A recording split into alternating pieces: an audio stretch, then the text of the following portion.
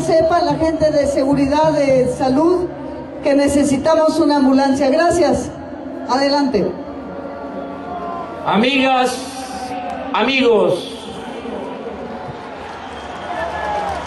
muchas gracias de todo corazón por estar de nuevo presentes como buenos ciudadanos, conscientes y comprometidos con las mejores causas del pueblo y de la nación. Nuestra solidaridad a los damnificados por las inundaciones y a los damnificados por el abandono, así como a todos los que luchan por la justicia y defienden los derechos humanos en nuestro país. Expresamos de nuevo, sin titubeos, que estamos a favor de la lucha en defensa de sus derechos, de las maestras y de los maestros de México.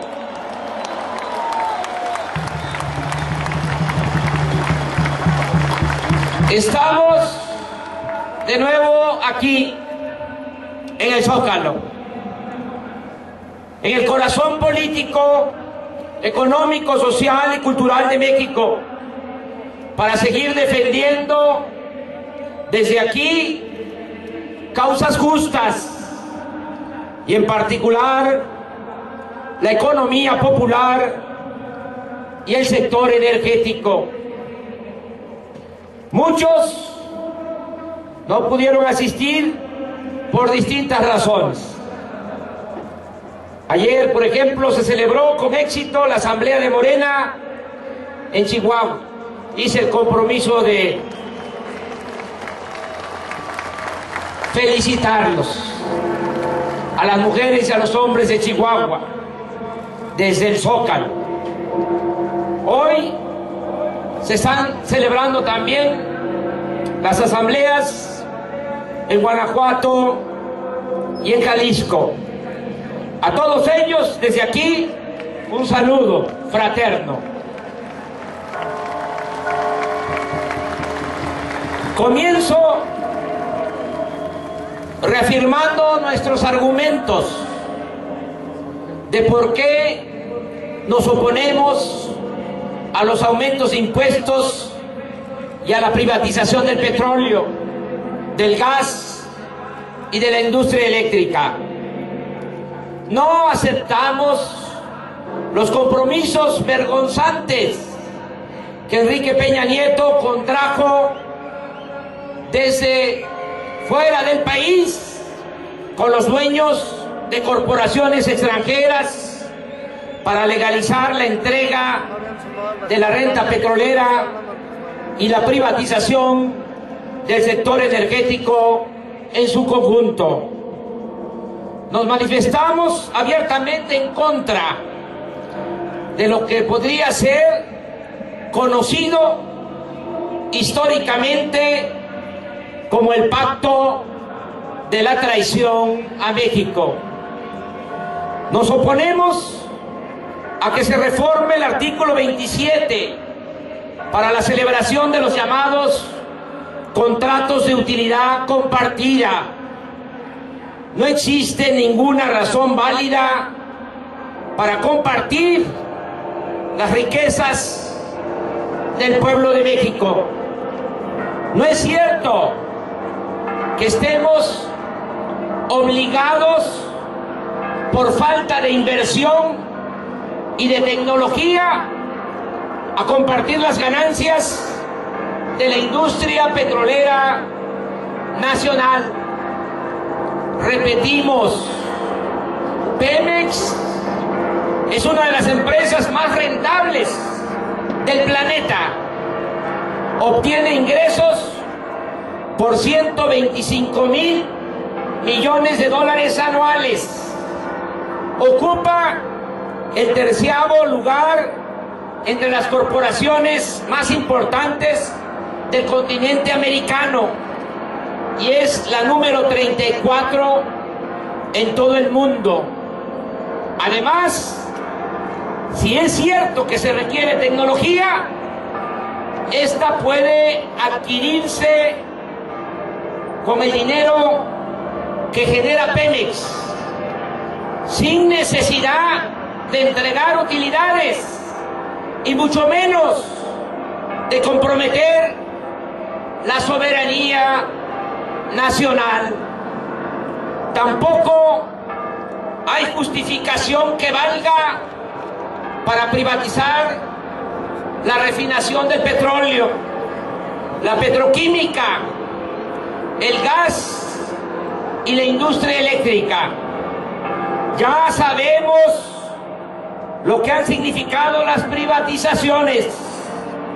Han resultado muy buenos negocios para particulares y han dejado saldos desastrosos para el pueblo y para la nación. Pero además, insistimos, si nos quitaran el sector energético, nos dejarían prácticamente sin nada. Estarían desangrando a nuestro país.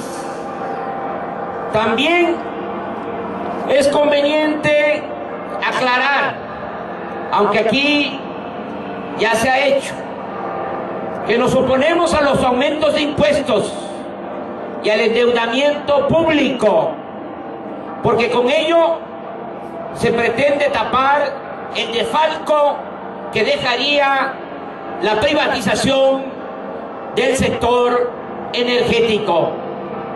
Además, no es cierto que los impuestos solo afecten a un grupo reducido de personas.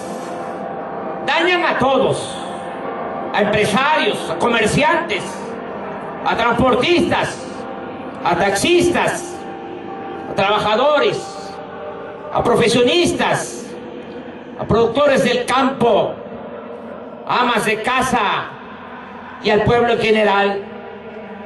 Los aumentos de las gasolinas afectan por parejo y al final de cuentas casi todos los impuestos siempre se trasladan al consumidor final.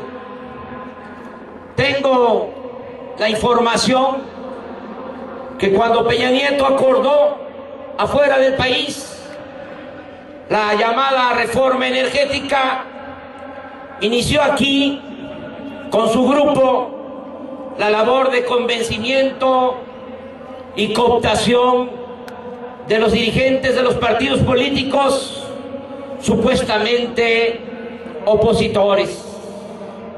El resultado es que llegaron al acuerdo de que un partido iba junto con el PRI a apoyar la reforma fiscal y el otro la reforma energética. Espero estar equivocado y no va a pasar mucho tiempo para que salga a la luz la verdad sobre esta burda simulación. Estamos en un momento de definiciones.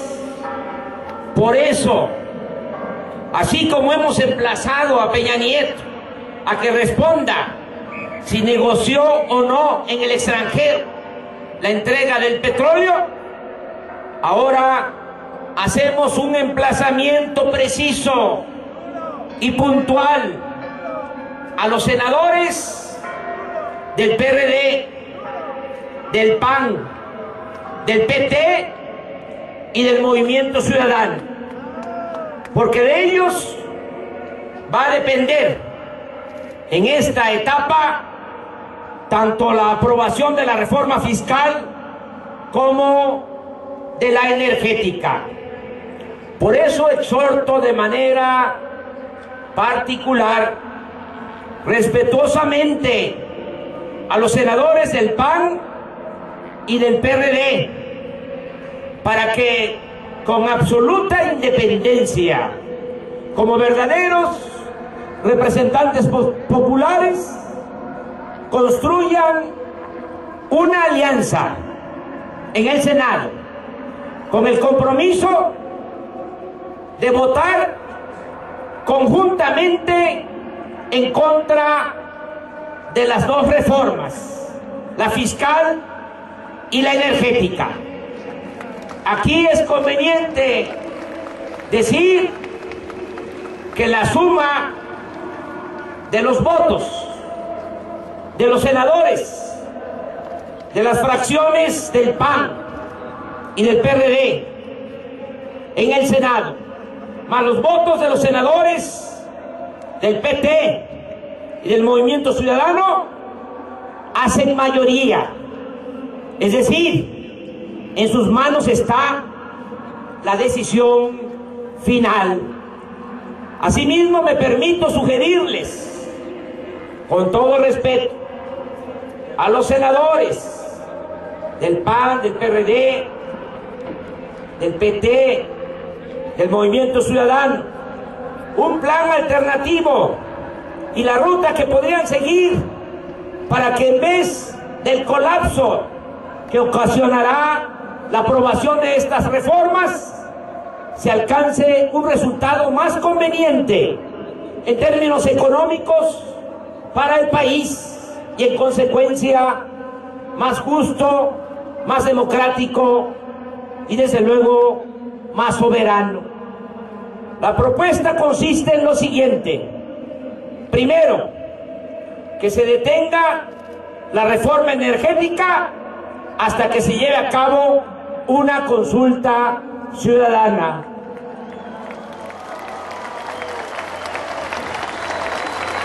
Que se modifique el marco legal para hacer esa consulta lo más pronto posible y que su resultado tenga carácter vinculatorio.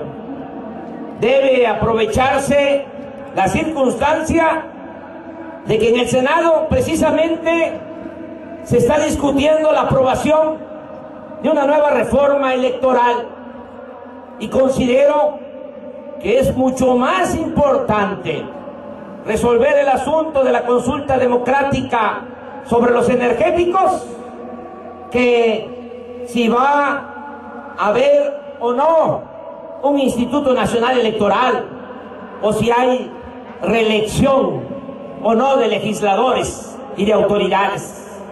Además, todos sabemos que más allá de leyes e instituciones, lo que se requiere para hacer efectivo el sufragio y garantizar elecciones limpias y libres es una verdadera voluntad democrática en el gobierno y en el conjunto de la llamada clase política.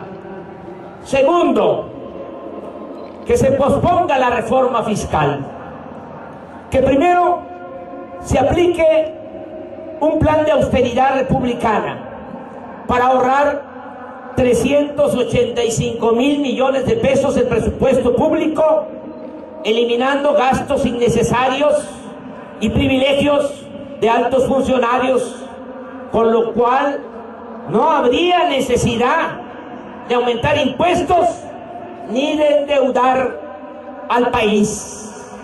En estos días, por solo poner un ejemplo, se ha dado a conocer que los consejeros del IFE que se retiran, se les dará por dejar su cargo 4.600.000 pesos a cada uno. Y todo ello porque los altos funcionarios públicos en el Poder Ejecutivo, en el Poder Legislativo, en el Poder Judicial, cuentan con un fondo de ahorro especial presupuestado cada año de alrededor de 6.000 millones de pesos. Algo que debería de eliminarse de inmediato, al igual que la compra del avión presidencial por 7.000 millones de pesos y muchos otros gastos ofensivos e innecesarios. Estoy consciente que es facultad exclusiva de la Cámara de Diputados aprobar el presupuesto, pero la ley de ingresos sí tiene que ver con ambas cámaras, y el Senado puede eliminar todos los aumentos de impuestos y dejar el mismo déficit público fiscal del año pasado, y al mismo tiempo sugerir a la Cámara de Diputados rehacer el presupuesto con los ajustes que estamos proponiendo. Es decir, que primero empiece el gobierno por apretarse el cinturón y luego hablamos si conviene o no una verdadera reforma fiscal progresiva. Aquí repito, es inmoral, es un agravio querer aumentar los impuestos sin combatir la corrupción y sin cortar el compete de privilegios de los altos funcionarios públicos. Mañana, en nombre de nuestro movimiento, José Agustín Ortiz Pinchetti, Octavio Romero Oropeza y Berta Luján entregarán a todos los senadores, a cada uno de ellos, la propuesta que ya hicimos en ese sentido a Enrique Peña Nieto y que no tomó en consideración por sus vergonzantes compromisos contraídos en el extranjero a espaldas del pueblo de México. Tercero, reiteramos, y esto debe de quedar muy claro, los aumentos de impuestos y el endeudamiento se originan por la pretensión de entregar parte de las ganancias del petróleo a empresas extranjeras. No le andemos buscando por otro lado. Como es obvio, si los mexicanos en la consulta rechazan la reforma energética, no habría necesidad ni de aumentar los impuestos ni el déficit en 1.5% para seguir endeudando al país. Señoras y señores senadores, es momento de honrar al Poder Legislativo y demostrar en los hechos que en México el Ejecutivo ya no es el poder de los poderes, porque existe una verdadera autonomía, una auténtica independencia del Poder Legislativo. Esta es la propuesta a los senadores de la República. Amigas y amigos, de todas formas, nosotros, los que estamos aquí, ya tomamos el acuerdo de seguir luchando hasta detener la reforma fiscal y la energética. En la pasada concentración fueron depositadas en urnas 421,000 firmas de ciudadanos que piden se les pregunte si están de acuerdo o no en que se reformen los artículos 27 y 28 de la Constitución. El día de hoy, muchos de ustedes traen más firmas que les pido introduzcan en las urnas que se han colocado aquí en el Zócalo. Espero que si no ahora, pronto lleguemos a 1 millón de firmas. Y les propongo que sigamos informando, orientando a los ciudadanos y pidiendo que ejerzan sus derechos de ser consultados. Les pido por eso que continuemos recabando firmas. También en la asamblea pasada, 43,000 ciudadanos aprobaron el plan de acción para frenar la privatización del sector energético y el aumento de impuestos. Aquí de nuevo lo expongo y clarifico. Estas son las medidas de desobediencia civil que llevaremos a cabo con un espíritu de no violencia. 1. Realizaremos un cerco civil pacífico alrededor de la Cámara de Senadores en cuanto comience a dictaminarse la iniciativa para reformar los artículos 27 y 28 de la Constitución. 2. De aprobarse la reforma energética en el Senado, procederíamos a organizar el cerco pacífico alrededor de la Cámara de Diputados. 3. Por tratarse de una reforma constitucional que requiere la aprobación de por lo menos 16 congresos locales, se llevarían a cabo cercos pacíficos en los 31 congresos estatales. 4. Se acordó, lo recuerdo, usar un listón tricolor como símbolo de nuestra lucha por la soberanía y contra la reforma energética y el aumento de impuestos. 5. No ver Televisa, porque manipula la información, oculta la verdad y es un instrumento dedicado en exclusiva a favorecer intereses de la cúpula del poder económico y político de nuestro país. Asimismo, se dará seguimiento a los medios de comunicación para observar si respetan el derecho del pueblo a la información. 6. Promoveremos el uso de las redes sociales y las nuevas tecnologías para informarnos e informar sobre nuestro movimiento. Aquí también recuerdo que con este propósito se formó una comisión integrada por Héctor Díaz Polanco, Epigmenio Ibarra y Afrodita Guerrero. 7. Acción permanente en redes sociales con la mención EPN traidor a la patria, procurando que se sostenga esa frase el mayor tiempo posible. 8. No comprar a empresas que fueron cómplices del fraude electoral, como las tiendas Soriana. 9. Apagar la luz a la misma hora y por el mismo lapso de tiempo como acto de protesta nacional.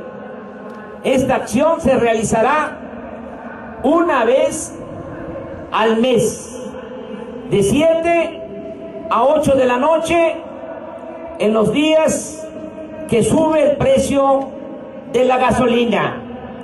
Por cierto, el primer apagón será el próximo sábado 2 de noviembre, de 7 a 8 de la noche. Les pido que informen para que muchos ciudadanos se sumen, se adhieran a esta protesta.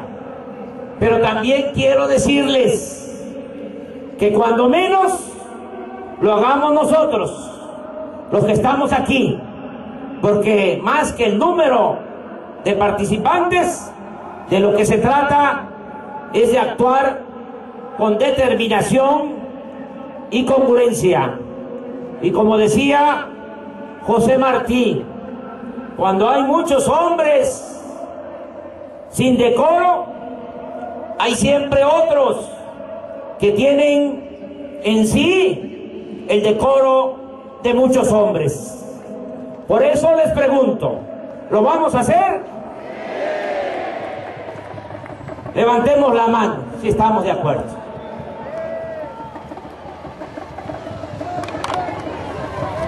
10. Promoveremos amparos masivos y acciones colectivas para no pagar la electricidad ni los aumentos de impuestos. Ya tenemos la justificación y los formatos de amparos que en su momento empezaremos a distribuir. 11. Formaremos brigadas para informar a la población de cómo se ha llevado a cabo en estos últimos 30 años el saqueo de los bienes y de los recursos de la nación, así como de las personas y grupos de poder involucrados en ese saqueo. 12. Construiremos una alianza nacional con organizaciones sociales, políticas y ciudadanas, con los objetivos de frenar la reforma energética y los aumentos de impuestos, pero también de echar abajo las llamadas reformas estructurales ya aprobadas, como la laboral, la educativa, la de seguridad social, en particular lo que tiene que ver con las AFORES, porque se requiere proteger el ahorro, las pensiones y las jubilaciones de los trabajadores. Se ha avanzado en este punto. Morena participa ya en la Unidad Patriótica por el Rescate de la Nación, en la cual convergen organizaciones sociales, civiles y ciudadanas. 13. Enviar cartas a las petroleras extranjeras, Exxon, Chevron, Shell, Petrobras, Total y otras, para informarles que los contratos de utilidad compartida no tendrán validez ni legal ni legítima. El petróleo, repetimos, no es de Peña, es del pueblo y es de la nación. La semana próxima se harán llegar a los dueños o representantes de los consejos de administración de estas empresas petroleras extranjeras las primeras cartas. 14. Se creó una comisión de seguimiento de los contratos de utilidad compartida con empresas privadas, nacionales y extranjeras. En esa comisión participan Claudia Sheinbaum, Javier Jiménez Espriu y Antonio Jefferson. 15. Se acordó elaborar un memorial de la ignominia para registrar, recordar y difundir los nombres de los legisladores federales y estatales que voten por la reforma energética y por el aumento de impuestos. Se acordó también informar a la población mediante volantes que se entregarán pueblo por pueblo, municipio por municipio, distrito por distrito, estado por estado, para que todos los mexicanos conozcan sobre el comportamiento que asuman los llamados representantes populares. Este es el plan de acción, pero quiero agregar algo que pongo a consideración de ustedes para anexar a estos 15 puntos. La Constitución establece que el presidente de la República y otros servidores públicos pueden ser juzgados por delito de traición a la patria. Y el Código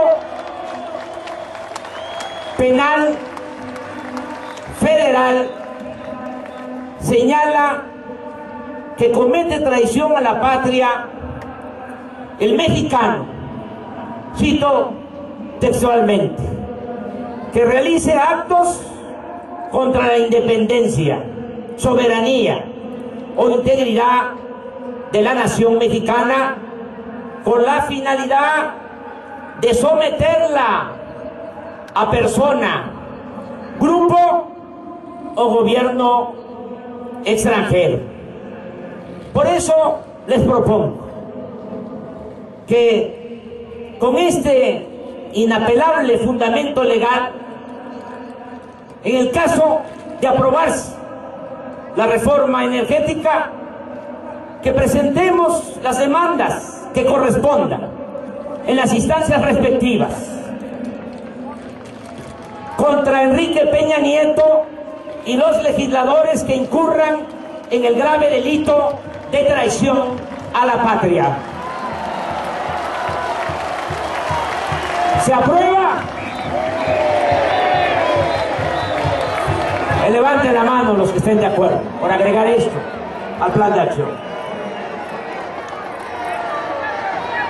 Amigas y amigos, estamos convencidos de que la llamada reforma energética es un intento vil de despojo y significaría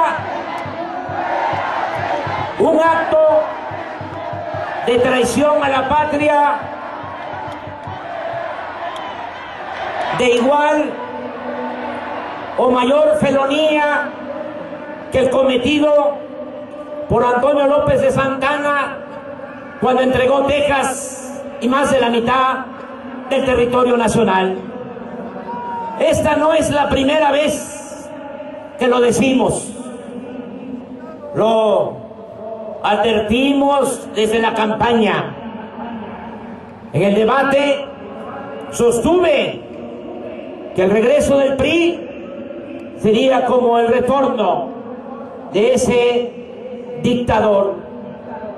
Estamos también convencidos de que desgraciadamente con el aumento de los impuestos y con el despojo del sector energético, nuestro país, nuestro querido México, se seguiría hundiendo. Hemos hecho por ello el compromiso de luchar hasta revertir todas estas reformas neoliberales o neoporfiristas que impiden que en México haya desarrollo, justicia, democracia, soberanía y paz social. Así como con la revolución se rescataron las tierras, las aguas, los bosques, las minas y el petróleo que Porfirio Díaz había entregado a extranjeros, ahora a nosotros nos corresponde, para lograr el renacimiento de México, recuperar todos los bienes de la nación que se han transferido de manera mafiosa durante esta desgraciada época neoliberal. Estamos enfrentando este desafío de manera pacífica y así lo seguiremos haciendo. Así vamos a seguir actuando de manera pacífica, porque no queremos la violencia. Tenemos esa convicción, esa fe de que con el trabajo de organización que estamos haciendo, con el trabajo de concientización que estamos haciendo entre todos, desde abajo, vamos a lograr más temprano que tarde la transformación de nuestro país. Amigas y amigos, no hay de otra. Tenemos que cambiar este régimen antidemocrático, entreguista, corrupto, de injusticias y privilegios. Esa es la única salida para el pueblo y para la nación. Si no lo hacemos, continuará la decadencia y nos lo reclamarán con razón nuestros hijos y nuestros nietos. Por eso ya tomamos este camino y estamos decididos a continuarlo hasta el fin, pase lo que pase y venga lo que venga. Confieso también que estoy tranquilo y optimista. Tengo mucha fe, tengo una inquebrantable fe en la causa que defendemos. Y tengo confianza, estoy tranquilo, estoy optimista, porque creo en el pueblo, creo en ustedes, que son excepcionales. Ustedes no solo representan la conciencia honrada que se subleva ante la injusticia. Ustedes luchan por una nueva vida y trabajan por una patria nueva. Que vive el petróleo en manos del pueblo y de la nación. Que viva la soberanía nacional. Que viva la desobediencia civil pacífica. Que viva el decoro y la dignidad de nuestro pueblo. ¡Viva! ¡Viva México! ¡Viva! ¡Viva México! ¡Viva! ¡Viva México! ¡Viva!